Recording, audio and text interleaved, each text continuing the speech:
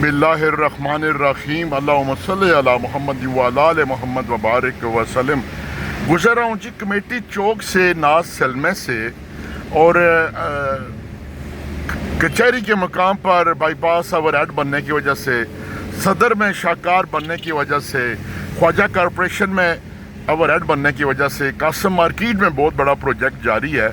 तो ये सारे मंसूबे रश को कम करने की वजह से जो 3 मुकम्मल हो चुके, एक तकमील के मरहले में है, अब वो सारा प्रेशर गाड़ियों का मरी रोड पर आ गया है। मरी रोड पहले ही बड़ी तंग थी, बड़ी बड़ी देर ट्रैफिक ब्लॉक रहती थी, बिलखसूस लियाकत बाग से लेकर सेंटर हॉस्पिटल तक, आगे चांदनी चौक तक। तो वो अब मज़ीद उस पर मरी रोड पर प्रेशर बन गया है। अभी पंजाब हुकूमत को या ज़िम्मेदारान को मरी रोड को भी खुला करने का सोचना पड़ेगा। देखिए दाएं बाएं दुकानें, वल्ला ये उस वक्त कैसा नक्शे के ऊपर ये कितना रास्ता था, रोड कितनी थी और कितनी तजावज़ात हैं। करोड़ों रुपए का दुकानदार बिजनेस कर रहे हैं, उनकी अपनी जगह नहीं है गाड़ी खड़ी करने की। करोड़ों रुपए तो वो कमा रहे हैं जो किराए पे दुकानें दी हुई हैं, जिन्होंने, वो भी लाखों रुपए किराया ले रहे हैं, लेकिन गाड़ी गवर्नमेंट की जगह पर खड़ी होती है।